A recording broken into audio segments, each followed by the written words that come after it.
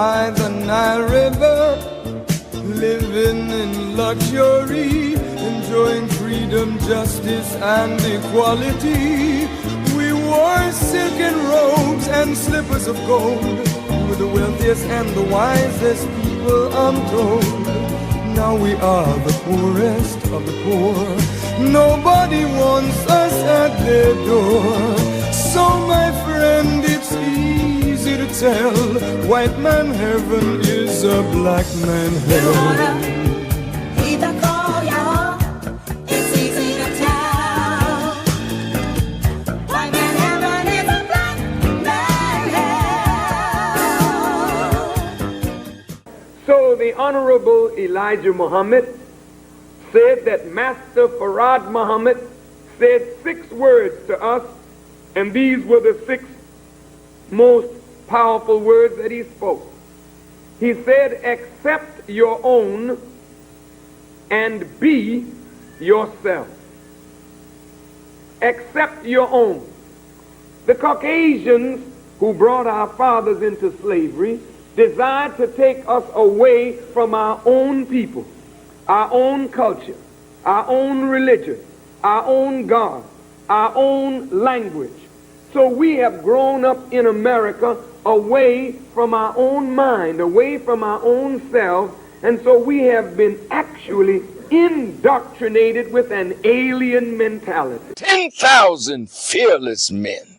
Because we're going to have to challenge the things that are destroying our community. Wow. So this ain't no punk time. This ain't no temple time, mosque time, or church time. All the singing and shouting and preaching is over. Get in them streets now. Block by block. We're going to have to clean it up. The airwaves is not enough.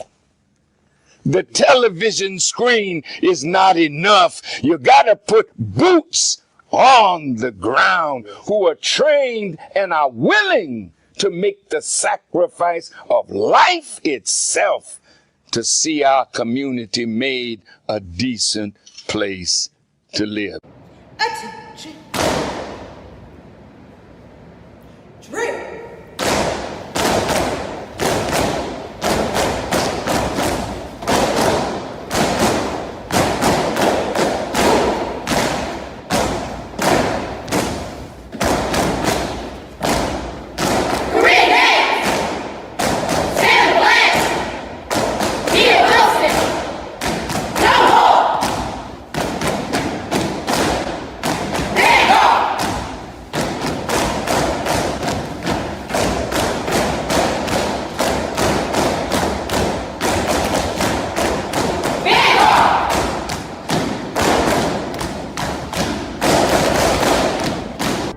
Soldiering is a part of the Nation of Islam, and it readies all of us to obey the commands of God. Now some will ask, well, why military drill? Because this is what produces the camaraderie. Facebook and Instagram thought that they could ban the Honorable Minister Louis Farrakhan. But in reality, they can't, because he already lives in us and millions of others. قل أعوذ بالله من الشيطان الرجيم بسم الله الرحمن الرحيم الحمد لله رب العالمين الرحمن الرحيم مالك يوم الدين إياك نعبد وإياك نستعين اهدنا الصراط المستقيم صراط الذين أنعمت عليهم غير المغضوب عليهم ولا الضالين آمين. In the name of Allah, Master Farad Muhammad, the one true and living God to whom praise is due forever, I bear witness that there is no God but Allah, and that the Honorable Elijah Muhammad is his messenger. Peace, family, and welcome back to WHID-FM. WHID-FM is your personal platform of those of us striving to follow the life-giving, life-saving teachings of the Most Honorable Elijah Muhammad, as given to us by his premier pupil, the Honorable Minister Louis Farrakhan, gather right here in this virtual meeting place to answer that most critical question: what has Islam done for me? It's Sunday, May 31st, and family, Sister Janine will not be joining us tonight.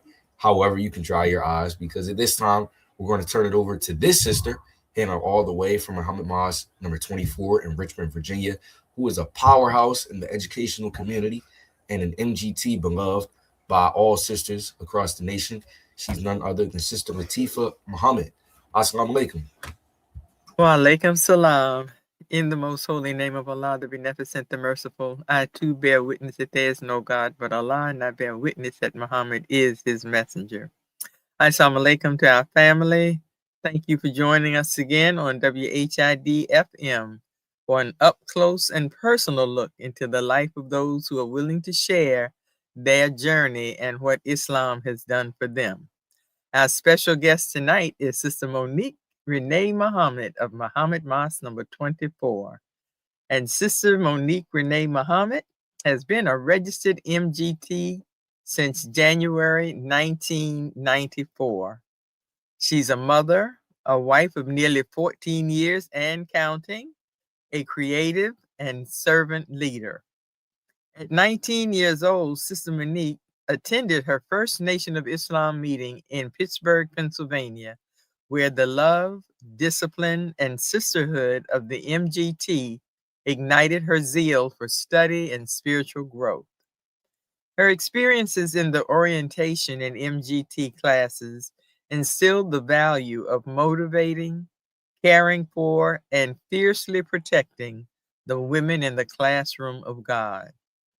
Though Sister Monique's time in Pittsburgh was brief, the foundation she received there has shaped her service as an MGT orientation and class instructress for more than 20 years, inspiring her to ensure that all sisters experience joy, support, and the reality of belonging in the class that Master Fard Muhammad created just for us.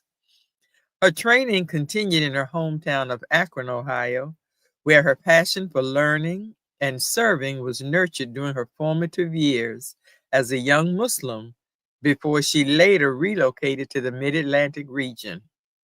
Sister Monique's book, Rightful Space, Rhythmic Reflections on Faith, Healing, and Freedom, is a collection of poetry and personal insight inspired by lived experiences, spiritual renewal, and the transformative teachings of the Most Honorable Elijah Muhammad under the guidance of the Honorable Minister Louis Farrakhan. Through her writing and testimony, she now shares how the truth is helping her overcome trials, rediscover her purpose, and boldly embrace the woman she was created to become. So, assalamu alaikum, Sister Monique. Wa alaikum salam.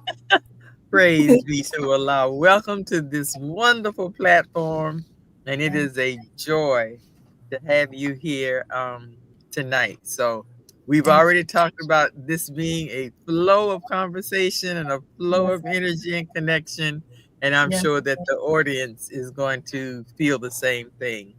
So before I go to poetry, I want to talk a little bit about the nation and some of your experiences, and then I'll go to poetry. Okay. So by the standard of Western civilization, you would be considered a woman.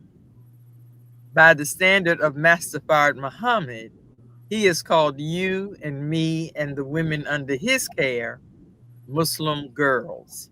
How do you relate to being called a girl, and what are you being trained for? I love being called Allah's little girl. I feel protected as his little girl. I feel loved as his little girl. I feel the guidance from Allah as his little girl. And in our class, we're taught how to become women, how to become not just the women, not women of the world, but women of God. So that takes a specialized training. It takes training, and it takes humility. And it takes a mindset that, where we understand that we don't know it all. We come to Allah as empty vessels for him to fill. So we have to take our ego out of it. We have to take out what we think we know, whether we think we're grown, no matter how many children you had, whether you're married, single, doesn't matter. We have to come to God and approach God as children. Children are eager to learn. They're eager to grow. They're receptive to new information. So as Allah's little girl, I feel like I'm in the best position to continue to grow, to become the woman of God. All praises due to Allah. So many people come out to hear the Honorable Minister Louis Farrakhan. Many people come out to see the Honorable Minister Louis Farrakhan. So what made you not only hear him, but listen to him at age 19 and then eventually accept your own and register into the Nation of Islam? So I remember seeing the Honorable Mr. Louis Farrakhan when I was a younger girl. He used to be on C-SPAN. And I remember clearly being down in my parents' basement, and they would have C-SPAN on, and Minister Farrakhan would be on. I can't remember the lectures, in particular what he was speaking about, but I always remember, number one, my mom would be like tuned into it and just listening. And I just remember just being in awe of him, a Black man, a man who looks like me, speaking like that, speaking so strongly and speaking without fear. So I think that, that was an initial spark. In high school, I used to see the brother FOI in the city of Akron, Ohio, where I grew up, all the time, and I would get the final calls. By the time I was a senior in high school, I had a stack of final calls that I had bought and read that was like stacked up in my closet, like almost knee high. So I was familiar with the Nation of Islam, and I also read the autobiography of Malcolm X, which helped to spark more interest in the Nation of Islam and what is taught in the Nation of Islam. I was invited to my first mosque meeting by my first husband, Calvin. He invited me in Pittsburgh. He was already registered FOI, and he invited me to come and hear more. And I just remember feeling like I was at home. Coming to the mosque, my first mosque meeting was on a Friday. And I just remember feeling just at home. The sisters received me so warmly and so kindly, and they offered so much support that I knew I was in the right place. And I have to honestly say that I can't, although my former husband invited me, I have to say that I came to Islam because I wanted to. I truly wanted to learn more, and I truly wanted to help the Honorable Mr. Louis Farrakhan. Praise be to Allah. Earlier when you were speaking about being in the classroom of the MGT and being in Master Fard Muhammad's classroom, your expression was very intimate as you were saying that. So who is Master Fard Muhammad for you, and what's the reality of him in your life?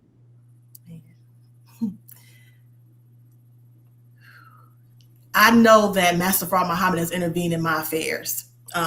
Just looking back at my life and what brought me to the Nation of Islam, what has brought me in my journey in the Nation of Islam, I truly believe that Master Fard Muhammad is my personal savior. Before I came to the Nation of Islam, I wouldn't say I was dumb. I was smart by the world standards, but I didn't know myself. I didn't know who I was as a woman. I didn't know what I wanted to do. I didn't know what my purpose was for even being here. And I feel that Master Fard Muhammad and him coming 9,000 miles to choose me, I take that so personally. It's not just a cliche. He actually traveled by himself 9,000 miles to choose me, Monique Muhammad. And every day that I think about that, I thank Allah for his beneficence and his mercy for allowing me to be a part of this, to be a part of this new world order, of this transformation of human life, starting with myself. So I could go on, but that's my short answer. Praise be to Allah. As we get ready to shift into the poetry, we have the spiritual song about a praying grandmother. And I know in your poetry you speak so highly of your grandmother. Could you tell a little bit about that foundation? Yes. And then we'll shift into that and the inspiration for your poetry. Yes, I'm always happy to say my grandmother's name. Her name is Maddie Emma. Maddie Emma Sadler Bowers is her name. And I come from a large family, very close-knit family. Most of my family is still in Akron, Ohio. And my grandmother, she's no longer with us. She passed when I was 18 years old.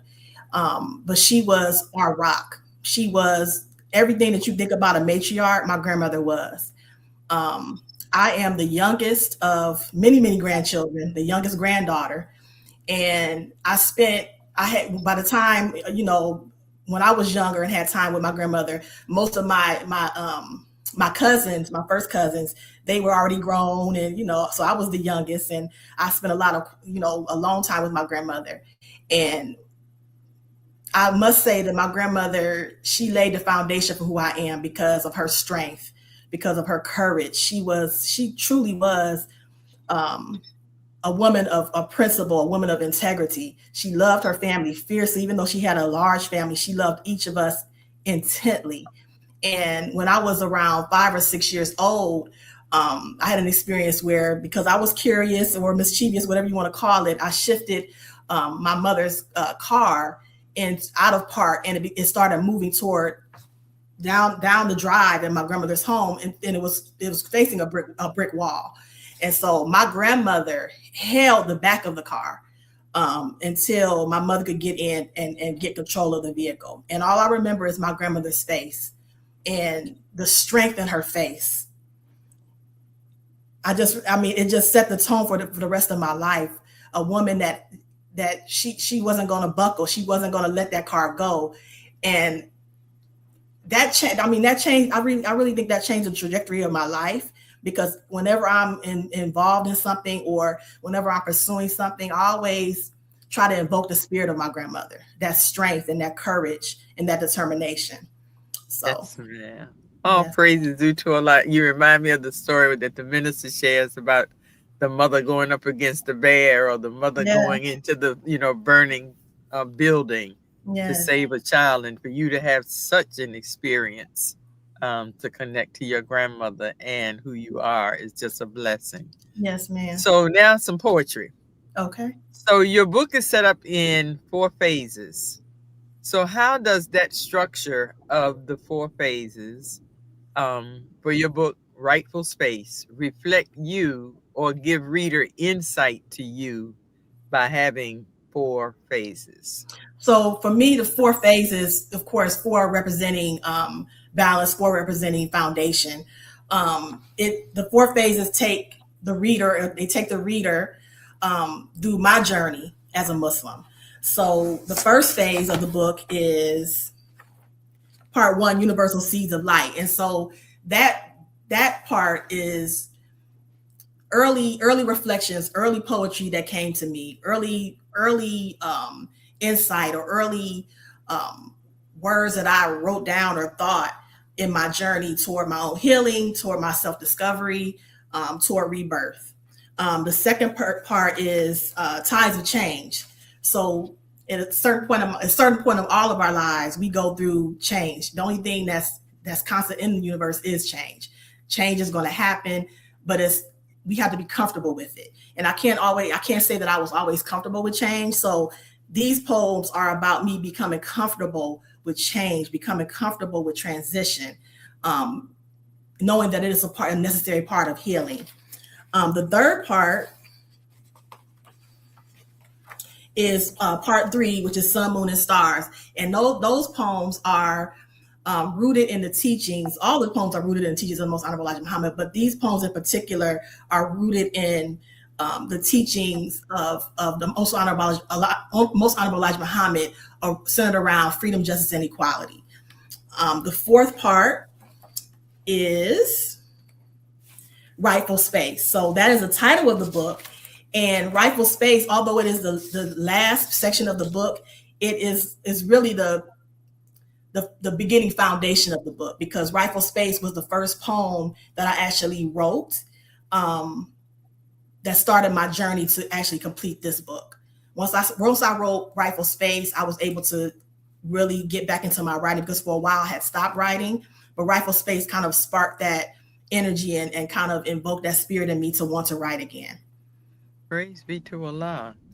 So I would like for you to give the listening and viewing audience a special treat. And I'm going to ask if you would read for us The Morning After Morning. Yes. To give them an opportunity to not only hear it, but hear it from your spirit and your soul. And then if you could talk about the inspiration of that poem and why it came under Tides of Change. Yes, ma'am, absolutely. Again, this is entitled The Morning After Morning. My weeping may endure for a night, but in the morning after morning there will be light, piercing the darkness that was thick as a blanket yet cold as ice, striking my face with its brilliance, melting my tears into a sea of forgetfulness.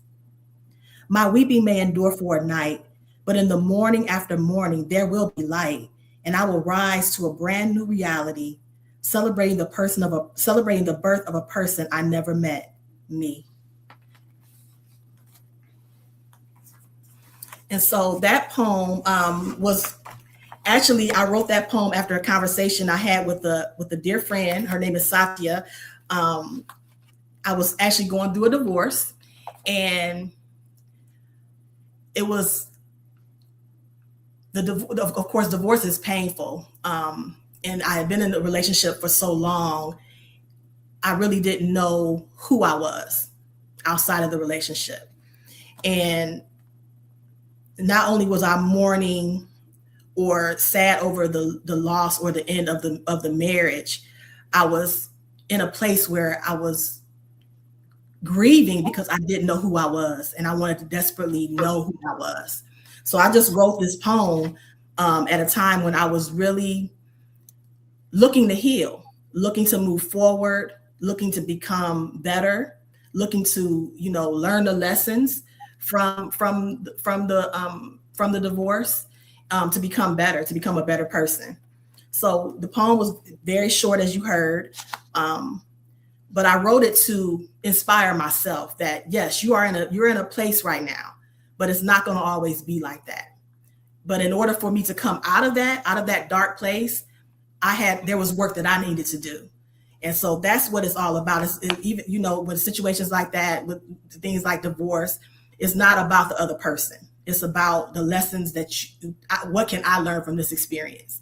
And my poetry in general has helped me through different phases of my life. And I've written poetry at times when I didn't know how to express verbally what I was feeling, or maybe I didn't even know what I was feeling. So I just started to write, and then I was able to process it that way.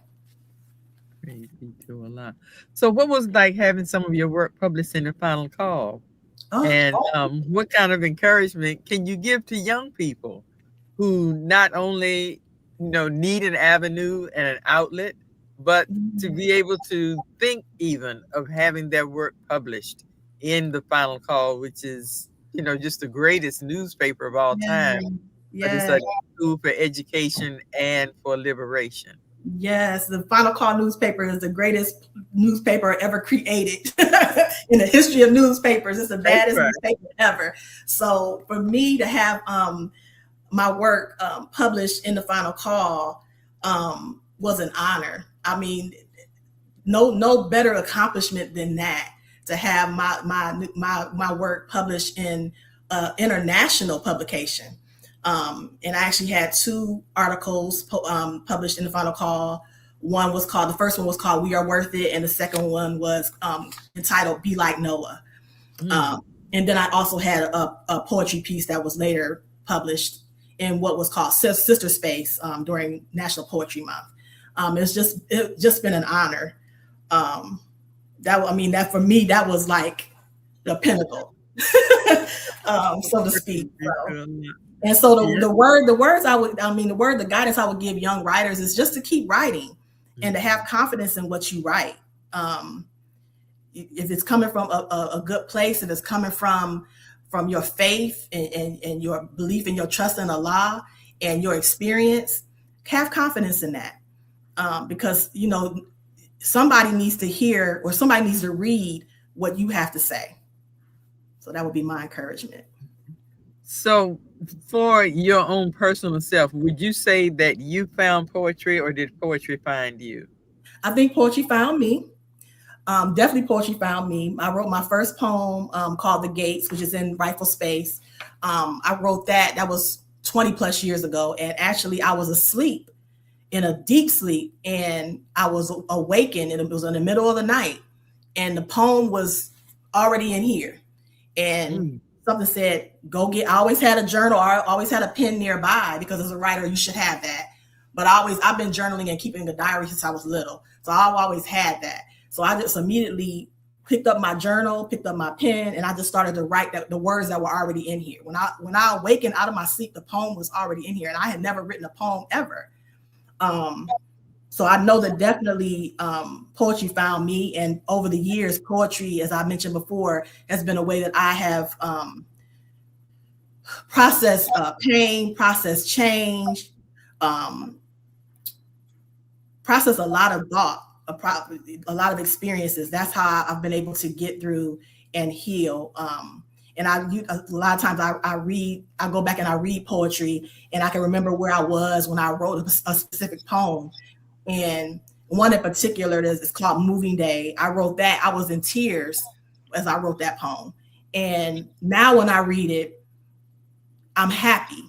You know, I'm happy because I remember where I was, and I remember the journey that it took me to come out of it. And now where I am now, I guess all I can say is all praise is due to Allah. I thank him for the gift of writing. And I thank him for not taking that gift from me when I shied away from it, or I didn't feel confident in my writing. The gift was still, the seeds were still there. So I'm so grateful to Allah for that, because what I'm finding now is what Allah used for my own healing, I'm able to give it back to other people to who can relate, or who can relate to what I'm writing. Or I've had a couple sisters tell me I've shared things that they didn't know how to say, and that was why I started writing in the first place, because I needed to say things and communicate things, and I didn't know how to say it verbally, or I didn't even know if I should say it verbally. So I said, I'll just write it. Well, I know I read that poem, Moving Day. Not only could I see your story, but as Black women, we all have a moving day. Yes. In some aspect in our life. So that is so beautiful. And also you're relating your poetry in service to others. Yes, so I'm going to jump back to a service role of yours. Okay. And being a servant in the MGT and GCC class as an orientation instructor. And so can you summarize the value of proper orientation, what it gives to the new sister who's looking into the nation, and what do you, as the instructress, how do you benefit as well? Oh my goodness. Yeah. So in the word orientation is the word orient. So it's that those initial classes, that introduction to Islam from the woman's perspective is so important for the foundation of a new believer. I often told sisters over the years, you're not going to learn everything right now. Class, you learn specific things, and it should inspire you to want to learn more. But we should come to this thinking that all this body of knowledge, we're going to know it and embody it and understand it right now. The orientation class is meant to start you on your journey. And so, what were the other questions you asked, Sister Latifah? I'm sorry, that was the first question. You asked a couple in terms of what it does for, and you're talking about that now, the grounding, the expectations, but also how being an orientation instructor also gave you benefit, being that servant in that role. It's every sister that I've had the pleasure of assisting in her journey, her new journey in Islam, has inspired me. learning the stories, helping to support the sisters, and seeing a sister come in, and she may be in a dark place. She may be unsure. She may be unhappy, but to see her week after week, or maybe the first day, light up. I had an experience in Ohio years ago where I met a sister, and she really was in a dark place, and you could see the darkness on her. And by the time we ended our conversation, in the midst of the conversation, I saw the light come into her. Like the light started emanating from here all the way out to her skin. And it's like, I told her, I said, "You look brighter." She said, "I feel brighter." So it's like the word and the awesome responsibility that if we've been given an opportunity or the responsibility to help, to assist new sisters, that is not something that we should take lightly. That is a sacred trust, because that experience could make or break a sister's decision. If she has questions, and a sister who has questions, it should inspire us as instructresses to want to study more, so that we can be equipped to give the sisters what they need. I've always, as an instructor over the years, I've always told the sisters, if you ask me something and I don't know, I'm not going to make it up, but I'm going to tell you, I'm going to find out, and I'm going to get you the answer. But making it up, there's nothing to make up. We come from the teachings of the Most Honorable Elijah Muhammad under the guidance and leadership of the Honorable Mr. Louis Farrakhan, and that's it. There's nothing to make up. But our study habits have to be good, have to be excellent in order to kind of model that for the new sisters. So I feel like having that experience as an instructor over the years has really inspired me. And just to see the sisters come in, and one sister that I had in orientation class, she became my lieutenant in Washington, D.C. And so it's just like having those type of experiences have just been a joy. And so I wouldn't trade that experience for anything, because it really helped to grow me as a student as well. Yes, ma'am. Now, I noticed you referred to study, spiritual growth, development. What are some of your study habits that you have developed over the year that have become foundational for your growth and development as a Muslim and as a student? I think making time for study. So I'll go back to the very beginning in my journey in Islam. I would spend hours upon hours studying. I was carrying, when I first joined the Nation of Islam, when I first joined the Nation of Islam, I was pregnant with my first son. And he and I would be in the library studying the Supreme Wisdom, studying Message to the Black Man, studying the Quran, studying the Bible. And so it's almost like you have to, in order to keep the zeal and the desire to study, you have to do it. Because as we study, like I mentioned before, it's inexhaustible.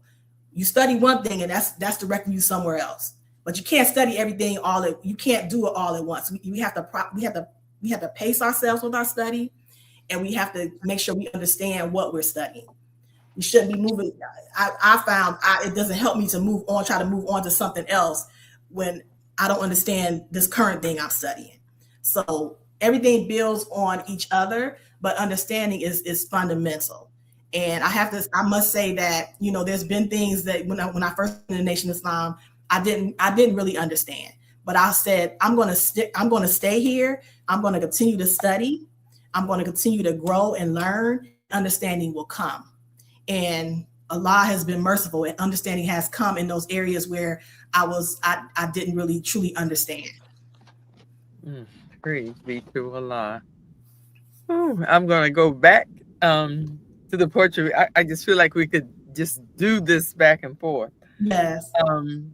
So how do you think in growth and development, and as you said, studying the Nation of Islam, being a follower of the Honorable Minister Louis Farrakhan, how do you think your poetry responds to his call of let the cultural revolution begin? And how do you think if we become more obedient to that we can also be agents for our resurrection and our liberation? I feel as writers, as anybody who's a creative, we have an awesome responsibility to replace Satan's culture with God's culture, and writing is a part of that. I believe that the poetry that I write, I always wanted to, of course, it always does come from my experience in Islam, but I want people as they read or listen to my poetry to feel like they're getting a glimpse into the Nation of Islam, into what we're being taught. So a lot of my poetry is comes from what I've heard Honorable Mr. Louis Farrakhan say, what I've read the Most Honorable Elijah Muhammad write or heard him say. It comes from the teachings. And that opens up so much, that's not limiting us as writers. These teachings are inexhaustible. There's so many different things that we can write about and share from the teachings of the Most Honorable Elijah Muhammad, from Islam in general, that we'll never run out of things to say. But in this time and in the climate in this world, I feel like creative people who write, who develop, who write movies or anything that's creative or artistic, we have a responsibility to usher in something new and something better from the mind of God. Praise be to Allah. Well, in the Quran, when it talks about how the angels were wrestling over Mary, who would take care of Mary, well, the hosts are in the back wrestling over Sister Monique, and who's going to get to question her next. So at this time, I am so honored to have come to you, our sister, all the way from Arizona, Sister Monique Muhammad, and she will speak with you now. Assalamu alaikum, inshallah, I will see you back. Yes, ma'am. You're on mute, sister. Okay, Can you hear me? Yes, ma'am. How are you? Okay, all praises due to Allah. I'm doing well. How are you? I was really enjoying your responses and the answers to your question. I want to ask you something kind of personal regarding the loss of your grandmother. She's transitioned. Is that correct? Yes, ma'am. So I want to ask it this way. What would you say the value of pain and the beauty of being purified? Can you see that in your volume? Your sound went out, Sister Louita.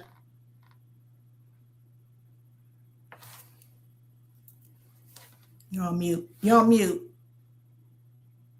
Can't hear you. No, ma'am. No. Can you hear me? Can you hear me now? I can hear you now. Okay. Yes, did you hear anything that I said? I did not. I heard the beginning, but not enough to really respond. So could you repeat what you said?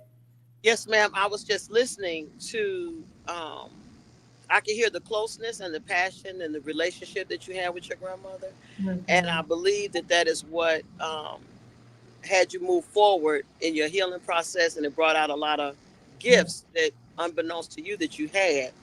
So I guess what I'm asking you is, what would you say the value of pain is, and what is the beauty in being purified?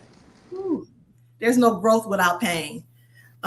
Minister Farrakhan has said, I wrote another poem about pain called The Purified Ones. It's not in this book, but I've written a poem about that we don't even know who we truly are without pain. We don't know if we belong to God or we belong to Satan until we go through some trials to show us who we truly are. So I feel like pain is uncomfortable, but it's necessary. It's necessary for growth. And as Mr. Farrakhan has taught us, if we didn't want pain, we should have never been born. And I try to keep that in mind as I'm going through different things, because sometimes as we go through trials and difficulties, we don't always understand the reason why. And we may not understand it right away. It may take years for us to understand. And I use myself as a personal example. I've gone through things that as I was going through them, I would cry out to Allah, why is this happening? what did I do? What can I do to change this? And a lot of it, well, most of it, all of it boils down to how we look at pain, how we look at trials, how we look at what we're going through. If we're looking at it from a victim standpoint, then there's no healing, there's no growth. But if we look at it from the standpoint that Allah allowed this in my life for a reason. Allah loves me. He's not trying to kill me. He's trying to make me better. He's trying to make me stronger. And what I'm going through now is going to build me. I may not know it, but he knows he needs to build a certain muscle within me for experience later on, or for something I need to share with somebody else to help somebody else later on. So I found that the things that I've experienced over the years that I may not have understood, a lot of times, all the time, I find out later that is why. But it took me going through it. If I had run the other way and say, oh, I'm not going through this, then I would never have learned.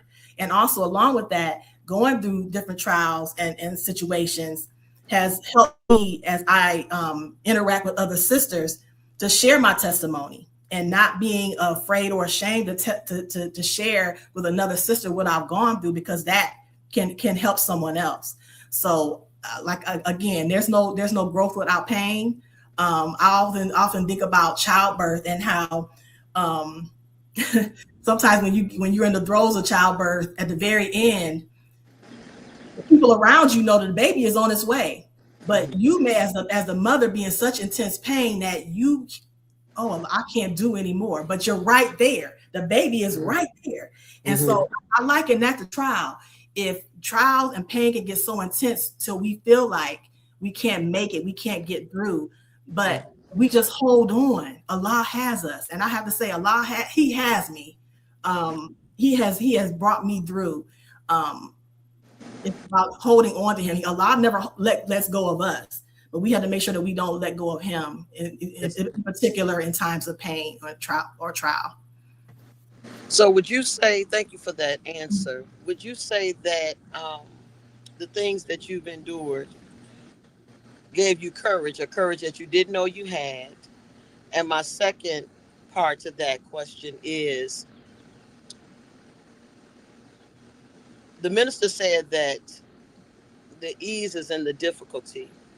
So, and that's based on how we handle the difficulty, right? So what I'm asking you is, did that attitude during that trial and tribulation, with you developing your poetry and this healing journey that you are helping all of us get on, so let's be clear about that. It's like you were paying the price for people like me, right?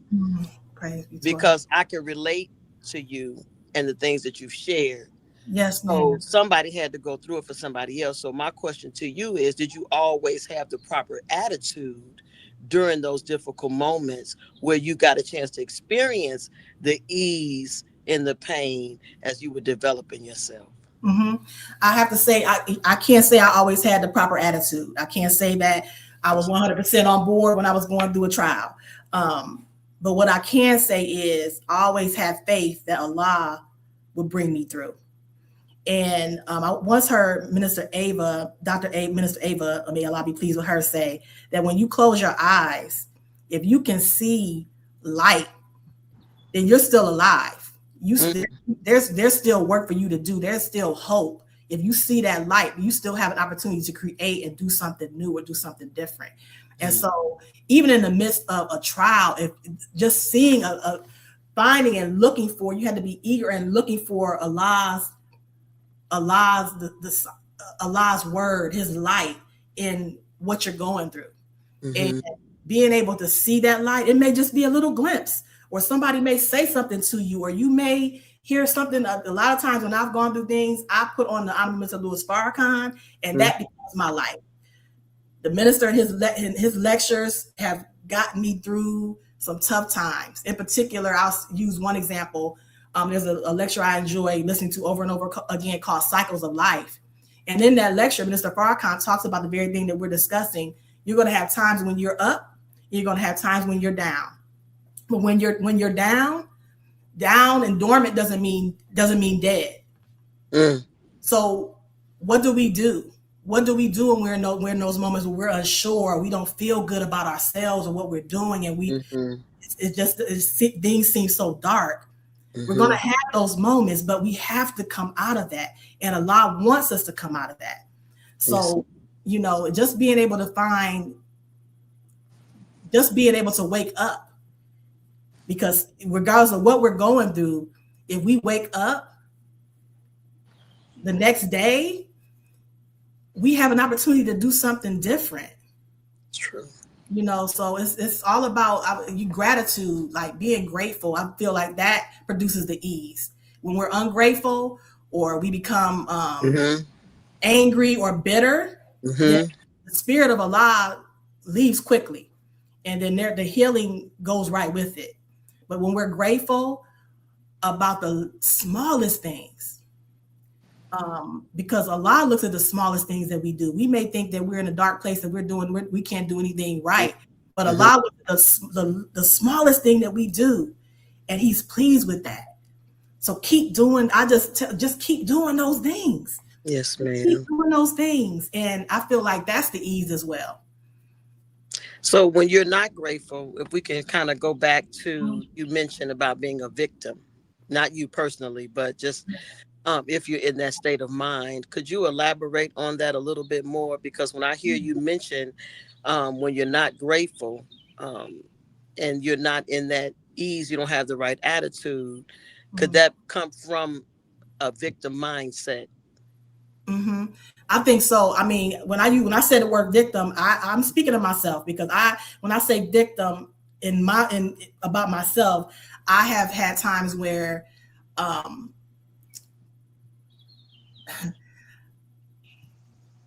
I had an opportunity to use my voice. I have a voice, but I decided not to use my voice, or I decided not to step into my own power as who I am.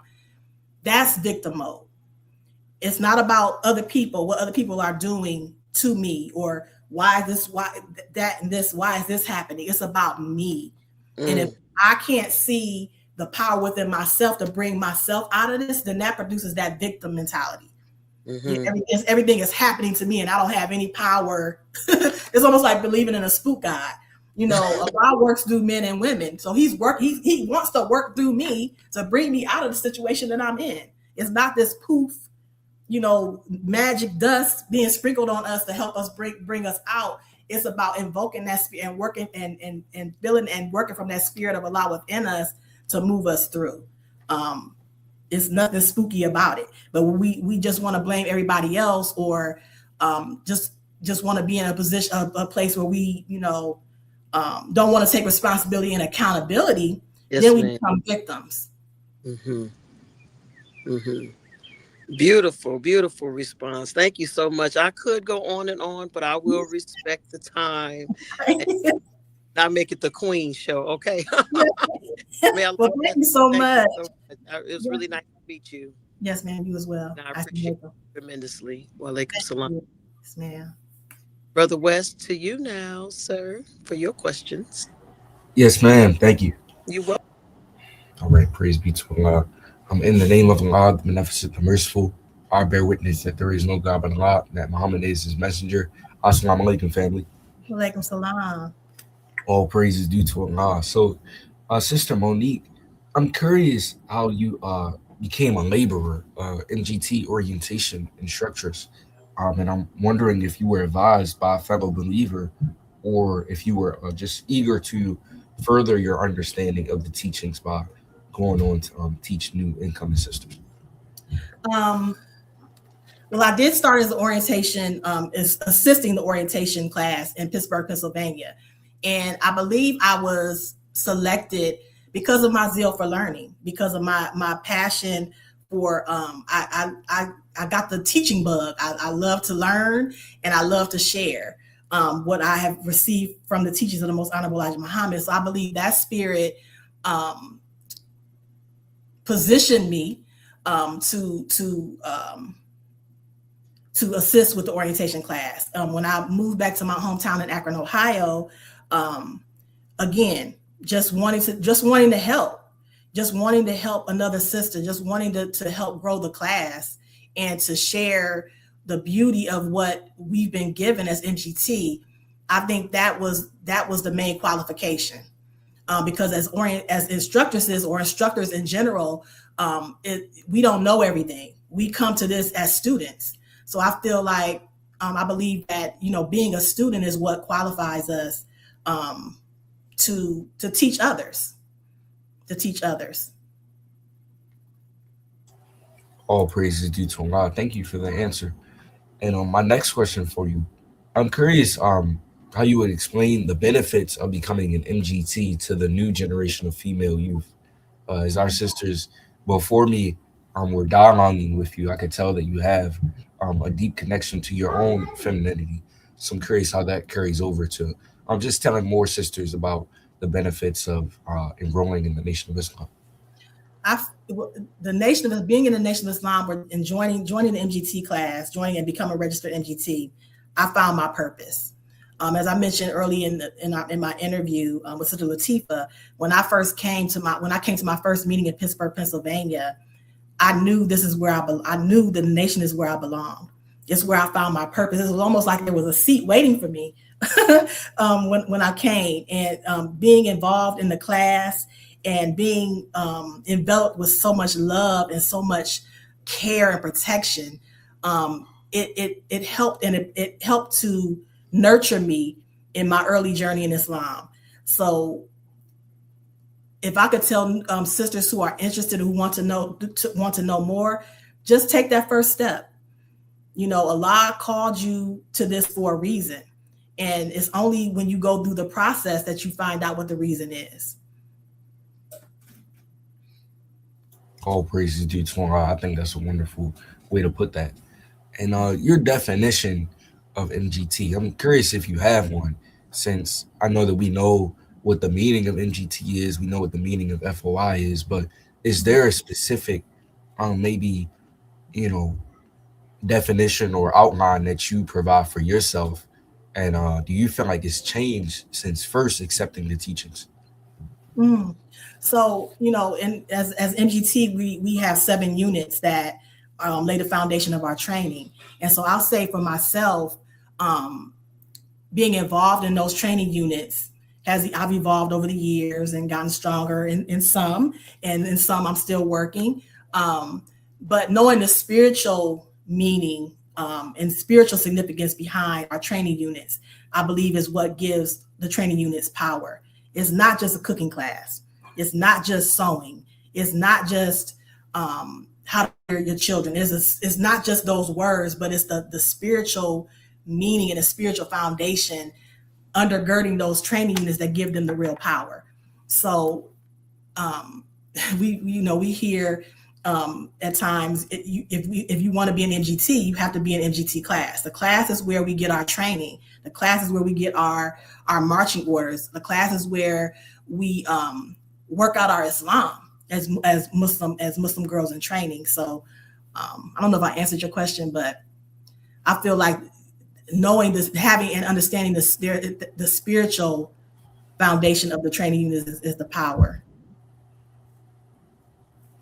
Yes, ma'am. You definitely answered my question for sure. And on my next question, before we go to Station ID, I'm just curious, when you're not studying the teachings or attending the mosque or even writing poetry, how do you spend your spare time? Oh, let's see. I like to read. So I have tons of books that I like to read. In my bio, it's written that I'm a creative. And creative, to me, I like to see things from start to finish. So I love to beautify my home. I love house plants. I love to nurture things. I love learning on a professional level, on a spiritual level. I love learning new things. I love to create. So to me, it surpasses writing. But I found that over the years, I'm a creative person. I'm not to brag, but like creative in as far as like what I like to do.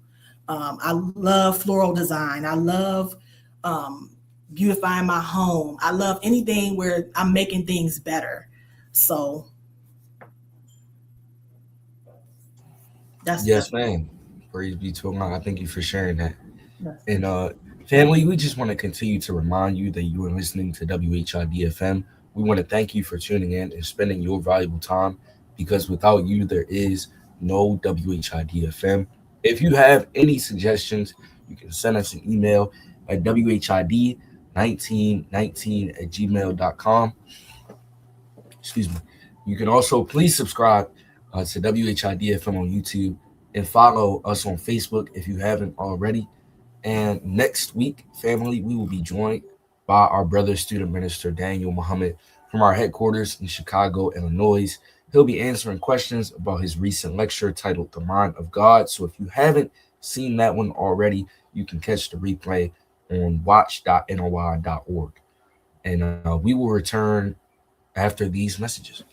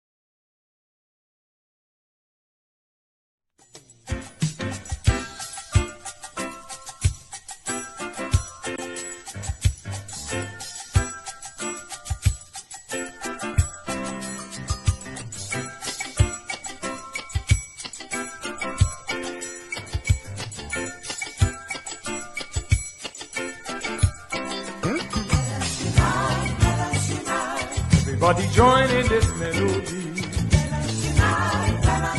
That's the only way we're gonna be free. Everybody singing this sweet refrain. Sing this melody till it gets in your brain. Well, I'm talking to you, Muslim, Christian, and the Hebrew. Here's the thing to do, we got to unite or else we are through. Everybody singing. Assalamu alaikum. This is your brother Monique Muhammad, the owner of Supreme Styles Collections, an online haberdashery where we sell accessories, books, body butters, prayer rugs, even supplements. So we have what a man needs spiritually, physically, and mentally. And with our help in making our brothers into a well-made man and presentable to the community and world, just like you put a bow on top of a gift, you can purchase one of my bow ties and pocket squares handmade by me. They are the right size with the 2 dimples, the 3-inch clip, and a 12-inch matching handkerchief. So come on and start a new collection and check out our selection at SupremeStylesCollections.com. That's the new website. And also follow us on Facebook at Supreme Styles Collections. Also follow me on Facebook and Instagram at Monique Muhammad. Thank you. Assalamu alaikum. Praise be to Allah. Family, we want to encourage you to support our Black-owned businesses out there, especially the Supreme Bean Pod, because that is directly supporting Black independent education. Each time you purchase a Supreme Bean Pod, this world famous treat, world famous, I promise you, is not only delicious, but all proceeds are donated to MUI Chicago. So you can help us change our condition one pot at a time by visiting thesupremebeanpod.com to either make a purchase of a pie or you can send a donation today. Excuse me. Okay, my last question before we turn it over into the capable hands of Brother Jamal. Sister Monique, I'm just curious, what will be your answer to a question like, what has Islam done for you? You know, being able to just summarize your testimony, which you've been giving us bits and pieces of throughout the show. Islam has done so much for me.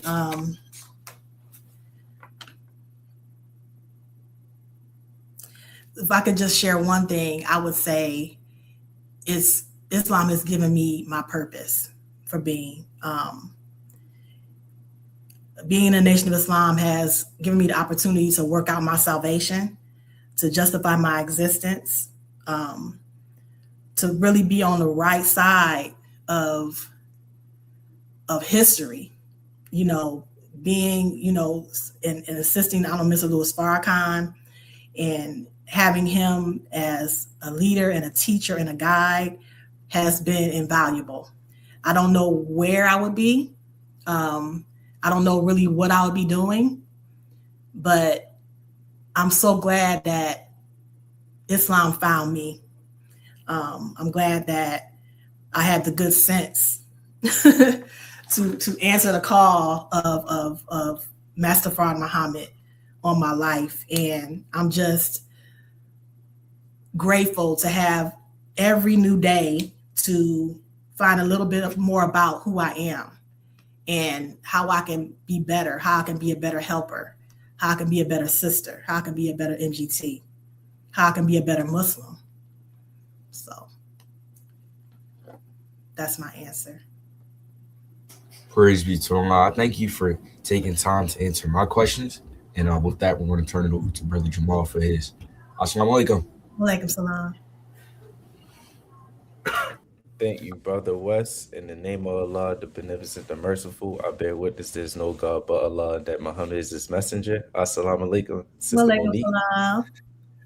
I feel like a lot of people answered some of the questions I was going to ask, but I still had some more. It's okay. You're answering them great. You're giving me a lot of answers. I like to hear that's actually motivating me in Islam in my life. So my first question I was going to ask you was, you served as an MGT instructionist for over 20 years, and what has kept you passionate about that position in instructing other people? Learning. I mean, the more that I learn in the class, it's inspiring. I want sisters to feel that. I want to feel joy in my class, and I want other sisters to feel joy. So I feel like, the zeal for learning and being a student is what has inspired me to want to serve as an instructor in the orientation class in the past, and then in the MGT class. Yes, and you said that joy goes into my next question. Like, how important is it to create an environment where sisters can truly feel belong? Because they might feel like they need to go back out there, and they might belong to something they're not supposed to do. So how do you create an environment, or how important is it to be in an environment where somebody can belong and do righteousness? So we have to, as MGT, we have to take ownership. This is our class. It's not one sister's class. It's not the sister captain's class. It's not Sister Monique's class. It's not one particular sister. It's our class. This class was created and set up for us. So, in my interactions with sisters, I always want to make sure that sisters feel that. That's that energy and that's that feeling that I felt when I first came to my first orientation class, or when I finally recited and came to my first MGT class. The excitement and just the zeal to want to learn more and to want to be better, and to want to master different things, and to become efficient in what we're learning in our practical application. It's an ongoing spirit and energy that has to be in a class in order to not just attract sisters, but to keep them coming back and wanting to learn more. There's no end to what we can learn and what we can do or what we learn. So I feel like just keeping that energy going and motivating each other is key. Yes, ma'am. Like keeping the consistency going and always having that energy to keep bringing back sisters back into the classroom and keep learning and keep being interested to learn so they can help themselves. I like that answer. And even with dealing with sisters or dealing with anybody you have to teach, how do you prioritize your self-care while trying to serve others? Oh, that's a good question. So self-care is so, it's become like a a coin phrase or cliche sometimes. But true self-care is taking care of our souls. And so, you know, in the Quran, one of my favorite verses in the Quran is Surah 5, Ayat 105, when the believer is told, "Oh, you believe, take care of your souls." You know, it's the soul is who we are, you know, so it's more to it than trying to get a good night's sleep, because we can go to sleep for 8 hours and still not have rest, still not be at peace.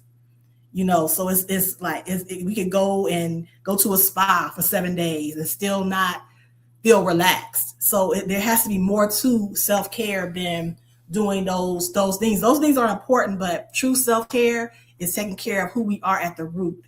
And only we know what we need to work on, what we need to improve, what we need to purge. Only we know that. You know, there's things about us other people may not know, but Allah knows.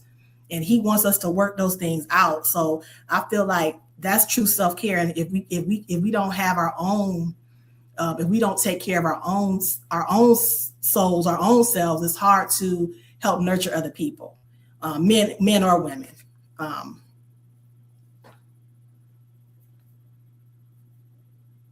You're on mute, brother. Yeah, I was on mute. Yes, ma'am.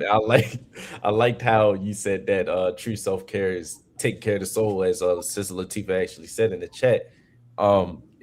That's very important, because, you know, some people might think it's just taking care of the physical, looking good outside, but, you know, you might inside, you might be damaged, you might be hurt, and that is true self-care, how you explain. And also, it mentioned in your bio that you are a mother. So how has being a mother impacted your leadership, even when teaching people also? So both of my sons are adults now. So I think about it often.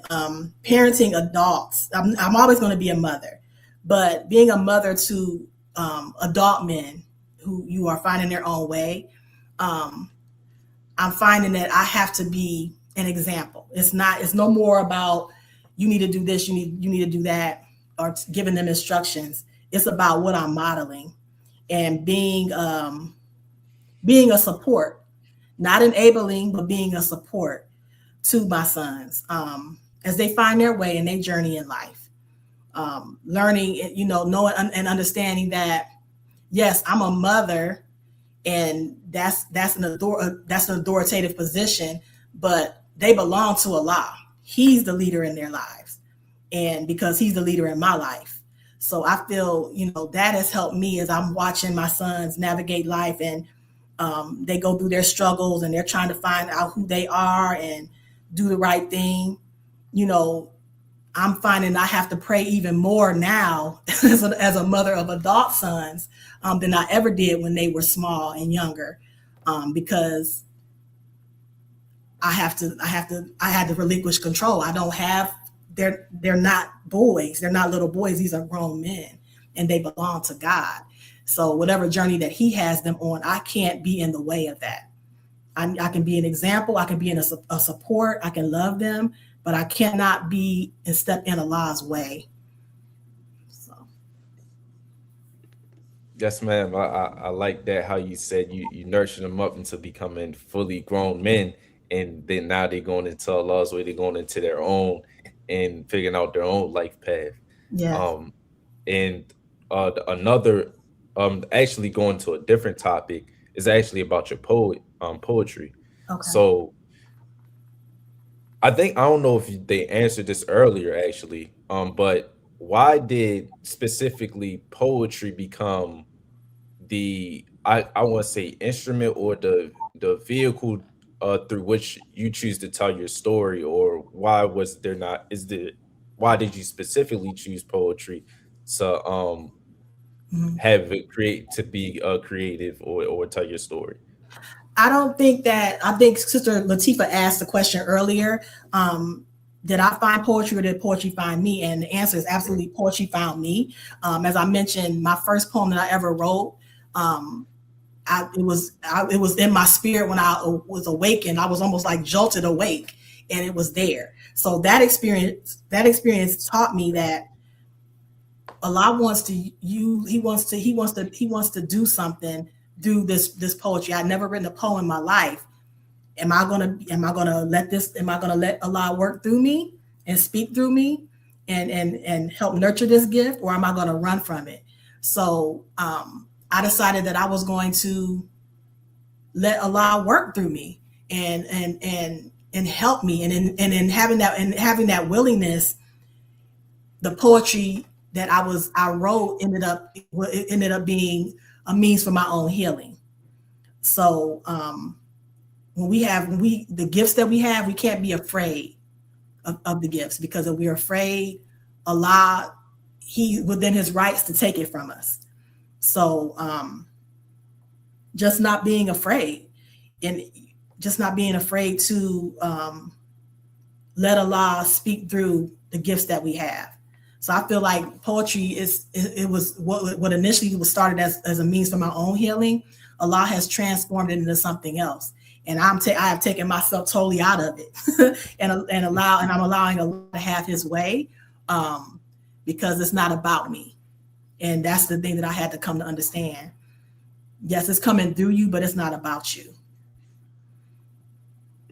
And actually, I wanted to ask, was you afraid when you first wanted to write a poem? That experience when I was awakened, for a moment it did frighten me for a minute. But I was like, okay. But I did it. I was obedient. The voice from within, it was in my head, said, get up and write. And that's what I did. But there have been times when I have shied away or stopped writing because I didn't feel like I had anything to say. Mm-hmm. So I go back to what I just said, taking myself out of it. Allah had to show me, it's not about you, Monique. Be obedient to the gift that I've given you and do what I told you to do. This book, Rightful Space, has been 11, 12 years in the making, because I thought that I was in my timing, or I should be at a certain place in life before I publish this book, or if I, or put this book out or share certain things. But Allah, no, it's not about that. Do what I said. And I have learned over the years, when Allah when He says do something, when He tells me to move, you can either move willingly or you're gonna be moved. You're gonna move regardless. But I'm learning it's better to move when Allah says move. So that's what this book is. It's me being obedient, and taking myself totally out of this. Yes, it's right. I'm writing, the poems are coming from my heart and my mind, but it's serving a deeper and a bigger purpose than I even know. So all I can do is be obedient to it. Yes, ma'am. And I know Allah has blessed you when writing that book and actually putting it out there, as it affected so many people. And I wanted to go so much more. Like, I want to ask them so much more questions. I have only one more question as we run out of time. I just got noticed. But actually, I'm going to go into one of our audience members. They asking a question. Okay. I don't want to pronounce your name wrong. I think Samantha Amin. Assalamu alaikum, wa alaikum salam. They said, this is an awesome interview. What's your favorite poem and why? And are you currently working on another book? Okay. My favorite poem in the whole book, I believe, is Moving Day. Because Moving Day has been my litmus test almost on where I am in my healing. So I wrote that poem in, 2010? And I was in tears. I was crying. Because it's called Moving Day, because the theme of it comes from the fact that in my life I've moved a lot, and in moving from place to place, what I didn't understand is, if your mind is not aligned with God's, moving into a new place, it's just going to be the same heartache. It's going to be the same pain over and over again. It wasn't until I understood that It's not about moving to a different place. It's about moving from where I'm comfortable to where God wants me to be. That's where true healing, that's where true transformation, that's where true joy and peace comes from. So I would say Moving Day is my favorite because as I read that poem now, as I mentioned earlier, I don't cry. Like when I first wrote it, I would read it over and over again and over the years, and sometimes I would still be crying, and that would show me, okay, you're still in the process of healing. But now when I read it, I just say all praises due to Allah because I can see where Allah brought me from, and all I can say is all praises due to Allah. And as far as another book, I am thinking about writing a book called Moving Day, which won't be a poetry book, but it'll be more of a book about how to navigate transition, how to navigate change. In the different mood and different experiences I had with moving, I learned different spiritual lessons. Even in the midst of moving from a physical home into another, I learned so many spiritual lessons about who I am, who I need to be, and why in certain situations I didn't feel joy and I didn't feel peace. Earlier today, in our Sunday lecture, Minister Tracy, he referenced Surah 2, ayat 259, and he talked about the town that had its roofs falling down the town that had its roofs falling down on itself. And he mentioned that the roofs represent the mind. And I said, wow, that ties into moving, because moving from place to place, if the mind is not God's, then the rest of it doesn't matter. If the roof is just going to fall down and collapse on whatever you're trying to build. So it's like the mind first. So I think I'm gonna try to delve deeper into that, because I feel like that's a testimony that I should share, because there's others. I think Sister Latifah mentioned we all have been through that transition. And Mr. Farrakhan has mentioned in, I believe it is in Closing the Gap, he talks about how things can get lost in transition and you never want to lose yourself. And so I think Moving Day is about me moving, but me finding myself and me determining that I'm never going to lose myself again. So that's my favorite. That sounds good. I gotta give myself that book. It sounds like you have a lot of things that I want to read from there. And actually, before I go to Sister Latifah, the audience wants to know so they can support you, your contact information, your info, so they can actually get your book also and help support you through social media or whatever platform you're on. So if you could just say your contact information or your social media handles, and we can put it for the audience members. Okay, so I'm on Instagram as God's Butterfly 19. Facebook is Monique R. Muhammad. Or it may say God's Butterfly in there as well. And then my book is currently on Amazon. If you just type in Rifle Space, it's the only book called Rifle Space on Amazon. So it should pop right up. Okay, yes, ma'am. Thank you for that. So now we're going to, thank you for answering my questions, Sister Monique. Yes, and thank you. Thank you. And we're going to move on to Sister Latifah. Assalamu alaikum. Wa alaikum salam. All right. How does it feel, ma'am? All praises due to Allah. Well, one thing about this program, it is ours. You know, we thank Allah for the producer, Brother Donald Muhammad, for building this platform to have. And because it is our platform, we can take some liberties. So the audience would love to hear you again. And we have a request for Never Broken and Behind Enemy Lines. Oh, okay. All right. So I'll read Never Broken first. One of the greatest catastrophes in my life was fixing who I am, to become who I was never meant to be, pleasing those who rather not experience the real me, scraping layers from my spirit as if they are malignant cells that must be removed before I am embraced, tearing pieces from my soul, hoping to find a place. But then I realized God did not make a mistake. Who I am is a part of his plan. To him, I was never broken. That is the moment my life began. That is Never Broken. And you said which one, sister? Let's see. Behind Enemy Lines. Oh, okay. All right. Behind Enemy Lines. Can't beat the enemy at their own game. Not when death and destruction is their middle name, and to kill the voice of truth is their only aim. About face on Satan's world is the only way to win. Look within and crush the devil's head with no delay. Behind enemy lines, get the mind right. Behind enemy lines, keep the ranks tight. Behind enemy lines, build with all your might. The beast won't go down without a fight. Think Satan's backing down, better think again.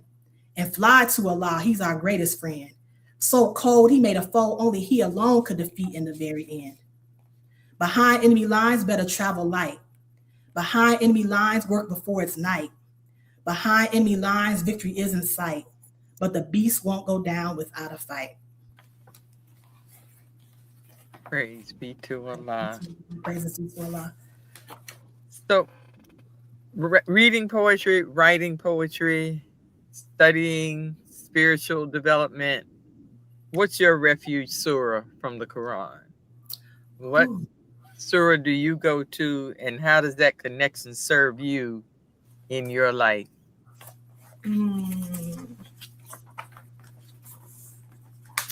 The surah, the spider. Which one is, what surah is that? 29. 29, yeah. Surah 29.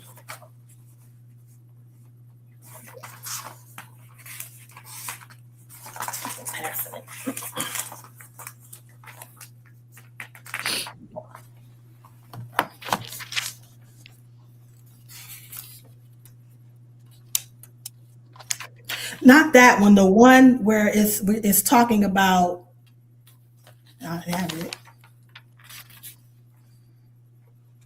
Do men think that they will be left alone? Yes, it is. It is 29.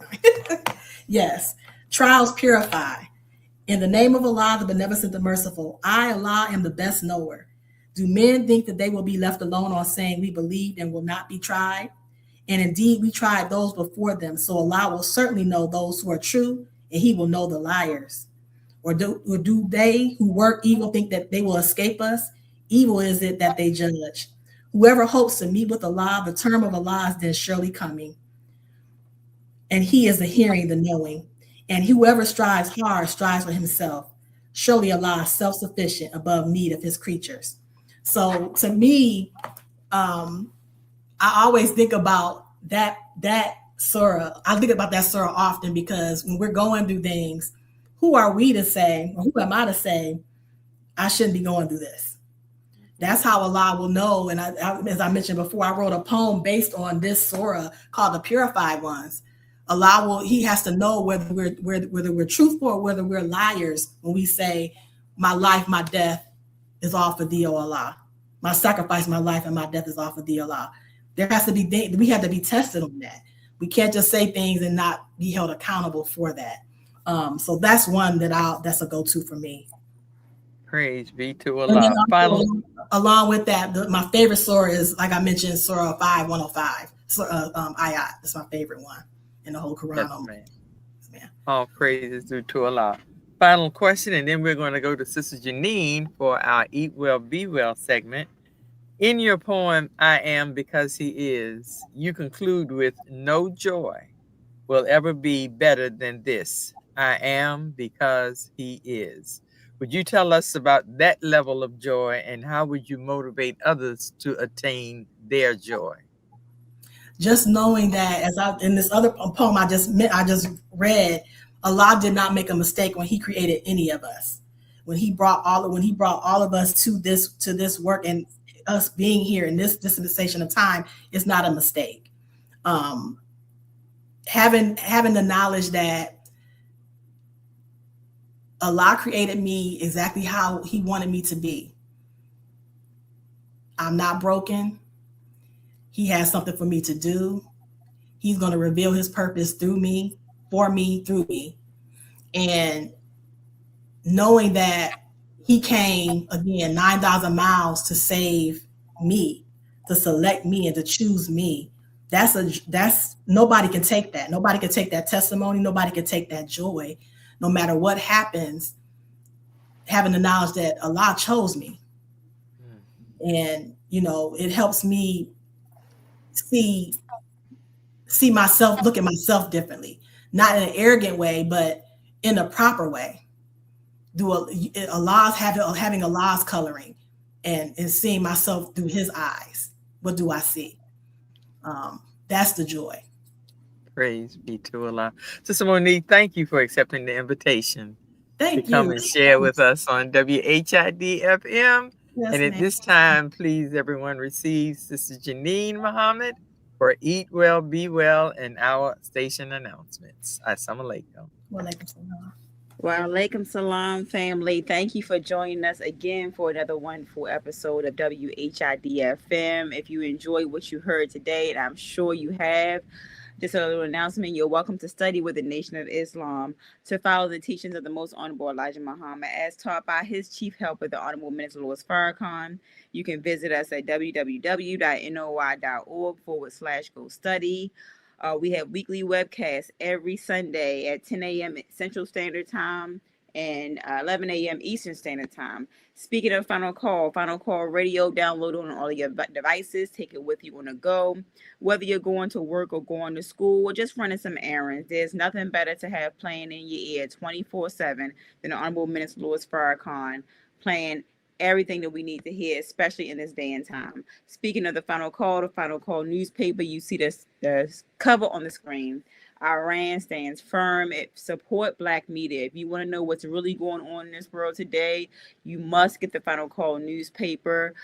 Get it from one of the brothers on the streets. You can get from one of our FOI. You can go to our mosque and get it. You can go to finalcall.com. You can get a digital subscription. And don't forget to get a subscription for our brothers and sisters that are behind bars, because as we know, they can lock them up physically, but they cannot lock them up mentally. So last but not least, if you want a book that really empowers your child and showcases their self-worth, look no further than I Never Knew I'm All That, Book 1. This book affirms our children's needs. You can get this book on Amazon.com, and it's written by our host, Brother Donald. Illustrations by Sister Amina Lay. And if you are in the Richmond area anytime soon, or if you're in here now, come and hear the reality of God, delivered by Student Minister Tracy Muhammad, local representative of the Honorable Minister Louis Farrakhan. You can see them at 801 Prince Hall Drive, Richmond, Virginia 23224. And here in Baltimore, 2801 Dukeland. You can visit us at Connection School, and you can hear from our local representative, student imam of the Honorable Minister Louis Farrakhan, our student second imam, Brother Abdul Salam Muhammad. You can visit us every Sunday at 11 a.m. Eastern Standard Time. And with that, family, I'm going to segue tonight into our Eat Well, Be Well segment, in which we're coming from How to Eat to Live, Book 2, Chapter 5, page 19. And we're only going to read a few bits, but it's going to be so powerful. Where the title chapter starts, Do Not Eat Forbidden Food. In this chapter, the Most Honorable Elijah Muhammad says, many of the readers may think that this is all right with God for them to do as they please about his laws. But we are punished for willingly disobeying the laws of God, regardless of how little the offense may be or how great it may be. The Christian has been eating the swine for 1,000 years. Now their punishment is total destruction by fire. The white race was not made to obey divine law. They were made to oppose it. Therefore, following after them and doing what they do is getting you the hell. It is no excuse for you. The average so-called Negro thinks it's all right for him to do evil too, but we are two different people. The so-called American Negro is a divine member lost from the divine circle. So family, we just wanted to give you that small excerpt tonight. And if you want to get this book, you can go to finalcall.com to get this book.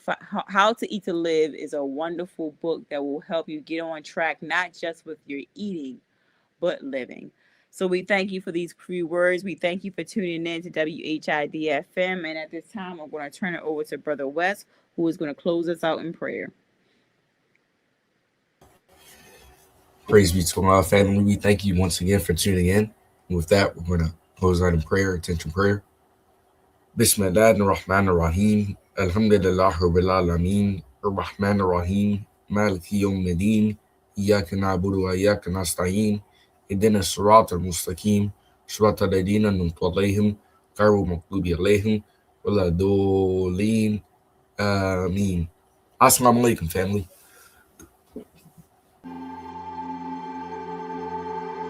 This house is dedicated to knowledge and to the spreading of knowledge. Elijah Muhammad inspired new thought, new mind, new way of civilization among black people. But he wanted a house from which a light could be lifted up to give guidance to all who would be guided as this world begins to close down.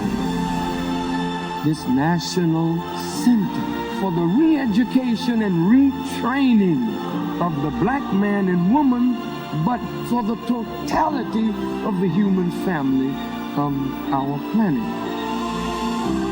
I named this mosque after the only woman that the Quran names a chapter after, the mother of Jesus, Maryam. All human beings need to be re-educated. That is the purpose of the National Center.